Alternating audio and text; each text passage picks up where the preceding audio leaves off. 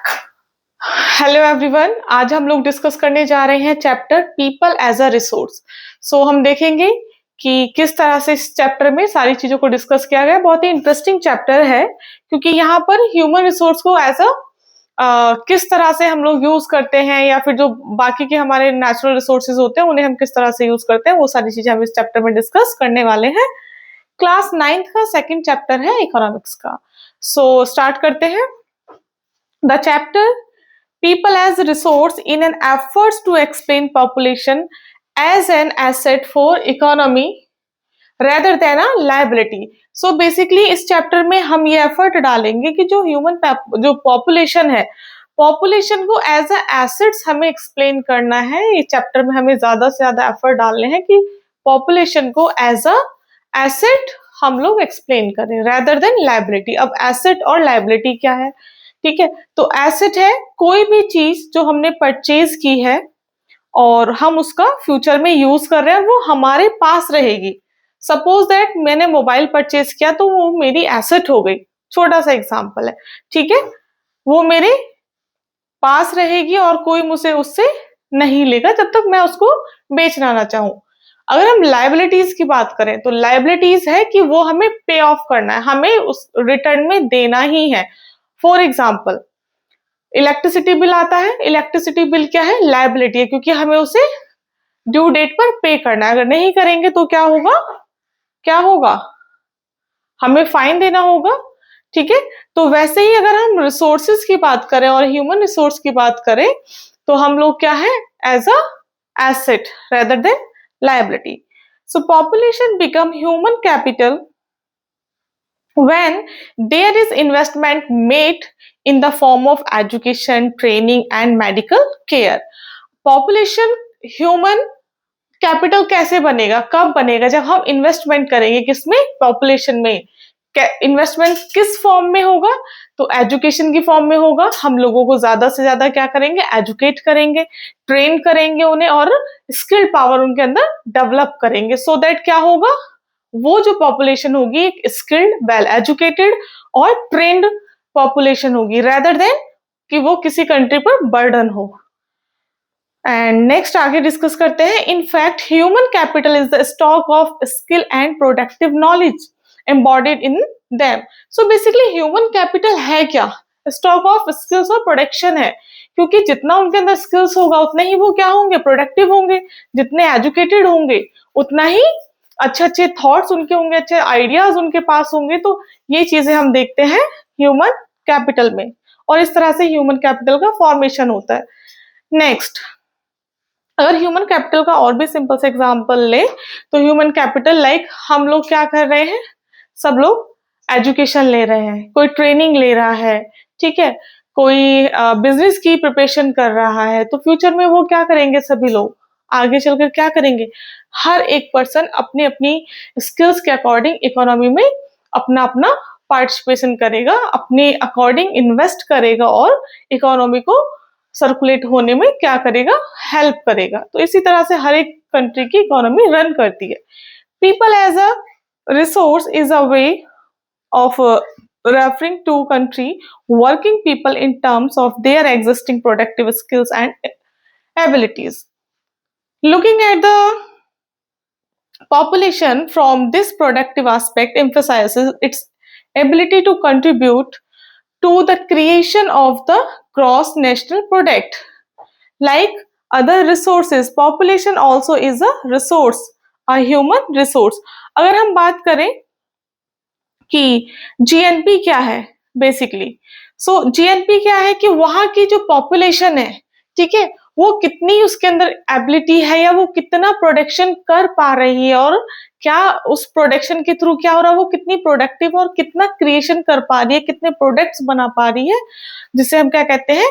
Gross national product, GNP, जो कि बहुत इंपॉर्टेंट होता है। ये क्या है? एक तरह से वर्किंग पॉपुलेशन है जो अपना कहीं ना कहीं हम देख रहे हैं कि अपने साइड से इन्वेस्ट करती है या प्रोडक्ट प्रोड्यूस करती है। तो इससे हमारा जीएनपी इंक्रीज होता है। और ह्यूमन रिसोर्स भी बाकी रिसोर्सेज की तरह हमारे लिए इंपॉर्टेंट है। जो पॉपुलेशन है जो यहाँ पर दिया हुआ है क्या कि like other resources population also is a resource, a human resource. तो हम जैसे बाकी की चीजें फिजिकल रिसोर्सेज हमारे पास होती है, नेचुरल रिसोर्सेज होती है, वैसे ही पॉपुलेशन क्या है हमारे लिए, ह्यूमन रिसोर्स है। ह्यूमन रिसोर्स का फॉर्मेशन करने में फैमिलीज और कंट्री दोनों का बहुत इंपॉर्टेंट रोल प्ले होता है। बिकॉज अगर फैमिलीज अच्छी एजुकेशन देंगी और वहाँ का गवर्नमेंट सिस्टम बहुत अच्छे से रन कर रहा होगा, तो दोनों ही चीजें मिलकर एक बहुत अच्छी सोसाइटी, एक बहुत अच्छी पॉपुलेशन को ग्रो करेंगे। Next, this is the positive side of large population that is often overlooked when we looked only at the negative side, considering only the problem of providing the population with the food, education and access to health facilities। देखो हमारे पास दो option है, या तो हम ये कहें कि बहुत ज्यादा पॉपुलेशन है, ठीक है, और हम उसके नेगेटिव पॉइंट्स को देखते रहे कि हमें क्या करना है, पॉपुलेशन के लिए हमें अवेलेबल कराना होगा क्या, एजुकेशन, ठीक है, हेल्थ फैसिलिटीज और फूड, ठीक है। या तो हम ये साइड देखें, या फिर ये देखें कि जो भी हमारे पास पॉपुलेशन है वो बहुत ज्यादा प्रोडक्टिव है, वेल ट्रेन्ड है, स्किल्ड है, मैन पावर हमारी बहुत अच्छी है। तो हमारे पास दोनों ही एस्पेक्ट है कि या तो हम उसे कंसिडर करें कि पॉपुलेशन हमारे लिए क्या हो गया, एक तरह से बीमारी हो गई है, या फिर हम जैसे चाइना की पॉपुलेशन है, ठीक है, चाइना पॉपुलेशन कितनी ज्यादा है उसकी, लेकिन जितनी ज्यादा पॉपुलेशन है उतनी ही स्पीड से चाइना क्या कर रहा है, अपने आप को डेवलप कर रहा है, यानी वहाँ का ह्यूमन रिसोर्स बहुत अच्छा है, ठीक है। वहां पर छोटे छोटे बच्चों को ट्रेन कर दिया जाता है, उनको वो चीजें कराई जाती है जो डेली लाइफ के टास्क होते हैं, जो कि और रियलिटी भी है, प्रैक्टिकल देखा जाए तो हमें वही सारी चीजें करनी होती है। तो कहीं ना कहीं हमें एजुकेशन सिस्टम में भी बहुत सारे चेंजेस करने की जरूरत है, ठीक है। तो ये चीजें हैं कि हम इसे एज अ पॉजिटिव लेंगे या फिर नेगेटिव लेंगे, it's totally up to the country और द पीपल कि वो उसे किस तरह से ट्रीट कर रहे हैं। नेक्स्ट आगे, ठीक है। So when the existing human resource is further developed by becoming more educated and healthy, we call it's human capital formation that adds to the productive power of the country just like a physical capital formation, ठीक है। तो जितनी educated, जितनी healthy हमारी population होगी, वो क्या होगी, प्रोडक्टिव पावर एक तरह से हमारे लिए क्रिएट होगी, ठीक है, कंट्री के लिए। जैसे बाकी रिसोर्सेज होती हैं, फॉर एग्जांपल नेचुरल रिसोर्सेज है, कोल है, सॉइल है, ठीक है, वाटर है, मशीन्स है, ये सब क्या है हमारे पास अदर रिसोर्सेज है, ठीक है। और फिजिकल हमारी कैपिटल है, और formation like as a resource हमारे लिए हेल्प करती है, इकोनॉमी में हमारे बिजनेस को रन करने के लिए हेल्प करती है, ठीक है। वैसे ही ह्यूमन रिसोर्स भी हमारे लिए क्या करती है, हेल्प करती है। और ये बहुत इंपॉर्टेंट है क्योंकि ह्यूमन रिसोर्स के बिना बाकी फिजिकल कैपिटल का फॉर्मेशन भी आप कैसे करोगे, मशीन एंड एट ऑल कैसे आप बनाओगे। तो with the help of human resource हमारी दोनों चीजें पैरेलल चल रही होती है। अब अगर बात करें इन्वेस्टमेंट की, तो बेसिकली इन्वेस्टमेंट का क्या है, इन्वेस्टमेंट इन ह्यूमन कैपिटल। कैसे इन्वेस्टमेंट करेंगे, तो बार बार वही चीज रिपीट हो रही है, इन्वेस्टमेंट कैसे करेंगे हम लोग एज अ ह्यूमन रिसोर्स के लिए। इन्वेस्टमेंट क्या है, अच्छी एजुकेशन, हेल्थ फैसिलिटीज, ट्रेनिंग देना, मेडिकल फैसिलिटीज प्रोवाइड करना, क्योंकि अगर लोग हेल्दी हैं, ठीक है, फिजिकली फिट है, तो फिजिकली फिट क्या होगा, एक फिजिकल माइंड फिट इंसान में ही क्या है, कहते हैं ना, एक स्वस्थ शरीर में ही स्वस्थ दिमाग होता है। तो जितने लोग क्या होंगे, हेल्दी होंगे, ठीक है, और तो वो उतना ही एक्टिवली वर्क करेंगे, उतना ही एक्टिवली पार्टिसिपेट करेंगे, सिर्फ वो अपनी रिस्पॉन्सिबिलिटीज को समझेंगे और अपने काम में 100% देंगे। अदरवाइज अगर वही लोग बीमार हैं, ठीक है, स्कार्सिटी है उनके अंदर, बहुत सारी चीजों की कमियां हैं, ठीक है, उनको फूड की प्रॉब्लम है, प्रॉपर फूड नहीं मिल रहा है, न्यूट्रिशंस की कमी है, ठीक है, विटामिन नहीं है, एक्सेट्रा बहुत सारी चीज है, ठीक है, ओवर पॉपुलेशन है और उसकी वजह से ये सारी चीजें भी है, तो क्या होगा, प्रॉब्लम क्रिएट हो जाएगी और जो हमारी ह्यूमन रिसोर्स है वो वेस्ट हो जाएगी, एक तरीका से वो हमारे कंट्री के लिए, हमारी इकोनॉमी के लिए क्या हो जाएगा, बर्डन हो जाएगा, ठीक है। तो इन्वेस्टमेंट हम ह्यूमन कैपिटल फॉर्मेशन के लिए यही करेंगे कि हम उन्हें क्या करें, अच्छी एजुकेशन दे, ट्रेनिंग दे और मेडिकल फैसिलिटीज, ठीक है। और इसी के बिहार पे just like investment in a physical capital, so this can be seen directly in the form of higher incomes earned because of higher productivity of the more educated or better train person, जो मैंने अभी discuss किया, as well as the higher productivity of healthier people. ठीक है, तो क्योंकि वही लोग ज्यादा अच्छी प्रोडक्टिव वर्क कर पाएंगे जो लोग दिमाग से और शरीर दोनों चीजों से हेल्दी है। ठीक है, मेंटली फिट होना भी बहुत ज्यादा जरूरी है किसी भी टास्क को कंप्लीट करने के लिए। अच्छा, यहाँ पर एक छोटा सा दिया हुआ है ग्रीन रेवोल्यूशन के बारे में। सो बेसिकली ग्रीन रेवोल्यूशन वही था कि हमने क्या किया, अपनी जीडीपी को रन करने के लिए, बेहतर तरीके से रन करने के लिए, और सेकंड क्या, जो स्कार्सिटी थी उसको ज्यादा से ज्यादा जितना भी हो सके कि जिन चीजों की कमी हो रही है, स्कार्सिटी हो रही है, उन पे फोकस किया जाए और with the help of machine and all production को बढ़ाया जाए। तो यहाँ पर उसी के बारे में दिया हुआ है, क्योंकि with the help of technology हम क्या कर सकते हैं, रैपिडली इंक्रीज कर सकते हैं प्रोडक्टिविटी को। तो यहाँ पर ग्रीन रेवोल्यूशन के बारे में दिया हुआ है, आप लोग चाहो तो पढ़ सकते हो। अगर आपको इसमें डिटेल में जाना है तो आप लोग कमेंट कर सकते हैं, मैं एक प्रॉपर अलग से इसका वीडियो अपडेट कर दूंगी। नेक्स्ट यहाँ पर दिया हुआ है कि लुकिंग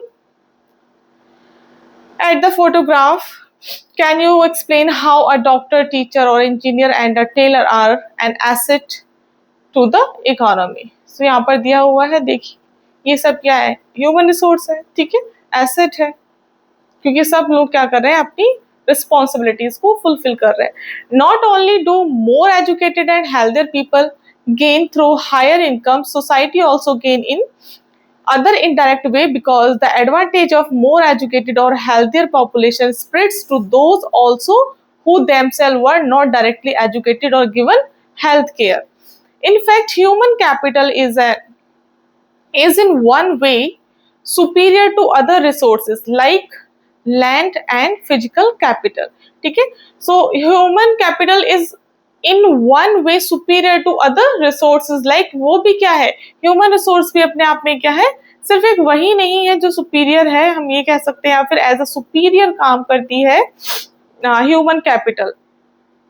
क्योंकि बाकी चीजें क्या है, लैंड और फिजिकल कैपिटल की अगर हम बात करें तो उसको भी बेहतर कौन बनाएगा, अगर जो हमारी ह्यूमन रिसोर्स है वो ही प्रोडक्टिव नहीं है, तो जो लैंड है, जो मशीन्स है, या जो भी हमारे पास फिजिकल कैपिटल है, वो वेस्ट, वो पड़ी ही रह जाए, उसका कोई यूज ही नहीं कर पाएगा। ठीक है, तो इसलिए ह्यूमन कैपिटल का ट्रेंड होना, प्रोडक्टिव होना बहुत इंपॉर्टेंट है। Human resource can make use of land and capital, land and capital can't become useful on its own. जो मैंने अभी डिस्कस ही किया कि अगर हम इनमें कंसीडर करें तो सबसे ज्यादा सुपीरियर हम ह्यूमन रिसोर्स को मानेंगे, बिकॉज अगर हमारे पास कोई लैंड है, कोई बिल्डिंग है, और हमारे पास कोई ऐसा पर्सन ही नहीं है, ऐसी पॉपुलेशन ही नहीं है कि वो उसे यूज कर सके, यूटिलाइज कर सके, क्योंकि वो खुद से तो यूज होंगे नहीं, लैंड खुद से तो वहां पे कुछ ग्रो करेगी नहीं। ठीक है, घास फूस जरूर ग्रो हो सकता है, लेकिन प्रोडक्टिव वहां पे कुछ नहीं होगा, तो उसको प्रोडक्टिव बनाने के लिए ह्यूमन रिसोर्स की नीड होगी ही होगी। For many decades in India a large population has been considered a liability rather than a asset. ठीक है, ऐसा आप लोगों को पता ही है। ठीक है, क्योंकि हमारे यहाँ पर बहुत सारी चीजें हुई है, ड्रेन ऑफ वेल्थ भी बहुत ज्यादा हुआ है, लोगों का एक्सप्लॉयटेशन बहुत ज्यादा हुआ है, और जिसकी वजह से एक लंबे दशक से हम देखें तो अब यहाँ पर पॉपुलेशन भी बहुत ज्यादा हो गई है। ठीक है, इंडिया की, बट उस लेवल पर क्या है, उस लेवल पर यहाँ पर लोगों का प्रोडक्टिविटी नहीं है। ठीक है, एजुकेशन सिस्टम है, हो सकता है कि अगर हम आंकड़ों के हिसाब से देखें तो यहाँ पर 85% एजुकेशन आपको मिले, बट एक्चुअल में अगर ग्राउंड पर आप देखोगे तो वहां पर बहुत सारे लूप होल्स मिलेंगे। एजुकेशन, लोगों के पास डिग्री होगी लेकिन नॉलेज नहीं होगी, तो फिर ऐसी एजुकेशन का कोई फायदा ही नहीं है कि लोग क्या कर रहे हैं, अपने आप को ये कह रहे हैं कि मैं वेल एजुकेटेड हूँ, या मैं ग्रेजुएट हूँ, या मैंने मास्टर्स किया, but they have a lack of knowledge, तो कोई फायदा ही नहीं है, वो भी काइंड ऑफ बर्डन ही है। दैट्स वाई लोगों को क्या है, एक अच्छा प्लेटफॉर्म नहीं मिलता है, उसका वजह सबसे बड़ा यही है। ठीक है, तो गवर्नमेंट को इस पे एक्शन लेना चाहिए, लेकिन ये भी नहीं होता है, यहाँ पर प्रॉब्लम ये है। नेक्स्ट है हमारा wait, but a large population need not be a burden for an economy. It can turn into a productive asset by invest in human capital, for example by spending resources on education and health for all training of industrial and agricultural workers in the use of modern technology, useful scientific research and so on. So basically अगर देखा जाए तो फिर से बार-बार वही बात repeat हो रही है कि हम इस पॉपुलेशन को टर्न कर सकते हैं किसमें? एक प्रोडक्टिव एसेट में, और प्रोडक्टिव एसेट में तभी टर्न कर सकते हैं जब क्या होगा, हम वहां पर अच्छा खासा इन्वेस्ट करें। इन्वेस्टमेंट बाय किसके थ्रू करेंगे? अच्छी एजुकेशन में, हेल्थ में, ठीक है, और उन्हें ट्रेन किया जाए। और जो एग्रीकल्चर, क्योंकि इंडिया में एग्रीकल्चर बहुत एक अच्छे लेवल पर होता है, ठीक है, मोस्टली लोग यहाँ पर डिपेंड है किस पर? फार्मिंग पे। तो फार्मिंग पे भी क्या करना चाहिए? हमें ज्यादा से ज्यादा टेक्नोलॉजी का यूज करना चाहिए, फार्मर्स को एडवाइस देनी चाहिए, ठीक है। गांव में लोगों का जो विजिट होना चाहिए, जो भी साइंटिफिक रिसर्च होती है, जो भी नई नई टेक्नोलॉजीज आती है, उनसे रिलेटेड एड बनाए जाने चाहिए, सो दैट क्या हो, लोग अवेयर हो और वो भी फिर उस चीज को फॉलो करें और प्रोडक्शन को बढ़ाएं, ठीक है। इससे क्या फायदा होगा? हमारे यहाँ पे जो फार्मिंग में जो प्रोडक्शन है वो कहीं ज्यादा बढ़ जाएगा। जैसे जनरली अभी क्या होता है, HYV सीड्स का हम लोग यूज करते हैं, हाइब्रिड जो भी सीड्स होते हैं उनका हम यूज कर रहे हैं। टेक्नोलॉजी में भी बहुत सारी चीजें आ गई जो इंडिया में फार्मर्स फॉलो कर रहे हैं। बट अगर हम चाइना से कंपैरिजन करें या फिर किसी भी ऐसी कंट्री से जो डेवलप्ड है, वहां का फार्मिंग मेथड और भी डिफरेंट है। वहां पर एक साथ कई कई फसलों को भी ग्रो किया जाता है, और लाइक फाउंटेन फार्मिंग की जाती है, ठीक है। ज्यादा से ज्यादा जितना हो सके पानी का कम यूज करके, या फिर पानी में फार्मिंग की जाती है लैंड के साथ साथ। तो ये सारी चीजें और ये सब नॉलेज होना हमारे फार्मर्स के लिए भी उतना ही इम्पोर्टेंट है, क्योंकि यहाँ पर लोग ज्यादातर फार्मिंग पर डिपेंड है। सेकंड, जो फार्मिंग पर डिपेंड नहीं है, ठीक है, तो हमें उनको ट्रेन करना है और उनके अंदर स्किल्ड पावर्स डेवलप करनी है, सो दैट वो लोग भी आगे चलकर एक प्रोडक्टिव रिसोर्स बने, ठीक है। हमारे यहाँ पर कंसिडर किया जाता है कुछ कामों को कि लाइक उन्हें छोटा या बड़े का दर्जा ना दिया जाए, ठीक है।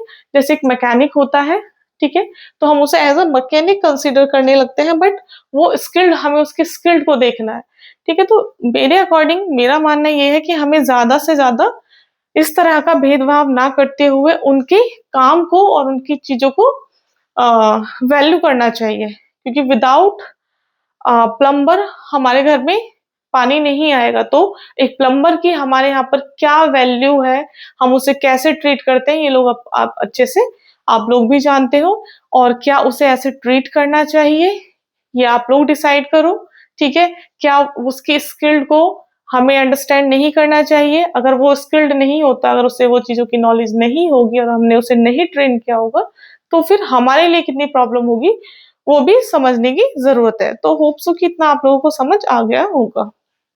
आगे कंटिन्यू करते हैं।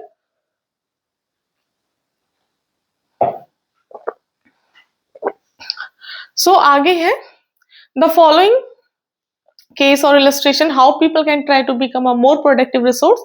एक यहाँ पर दिया हुआ है, स्टोरी है, सकल की स्टोरी है बेसिकली। तो there were two friends, Vilas and Sakal, living in the same village Seemapur, ठीक है। तो बेसिकली दो दोस्त हैं और दोनों ही कहाँ रह रहे हैं? सीमापुर में रहते हैं। सकल 12 ईयर का बच्चा है, उसकी मदर घर का जो भी है डोमेस्टिक वर्क करती है, उसके father Butta Chaudhary work in agriculture field. अब सकल क्या है, सकल हेल्प करता है अपने मदर की, ठीक है, जो भी डोमेस्टिक वर्क है उसमें। और next he looked after his younger brother, अपने भाई को देखता है, Jeetu and sister Seetu. His uncle Shyam had passed the matriculation examination but was sitting idle in the house as he had no job। तो बेसिकली उसका जो अंकल है वो घर पर रहता है, ठीक है, और एज अ काइंड ऑफ निठल्ला उसको कंसिडर किया जाता है क्योंकि उसके पास कोई जॉब नहीं है। Butta and Sheela were eager to teach Sakal, ठीक है, वो चाहते हैं कि उनका बेटा पढ़े। They force him to join village school which son join. He started, basically यहाँ पर दिया हुआ है कि सकल क्या है, एक बहुत बहुत इंटरेस्टिंग स्टूडेंट है और वो बहुत एक्साइटेड रहता है पढ़ाई के लिए। उसके फादर भी चाहते हैं कि उसके आगे की जो स्टडी है वो परस्यू कराई जाए, कहाँ पर, शायद से his father persuaded him to continue his study ठीक है, he raised a loan for सकल to study vocational courses in the computer.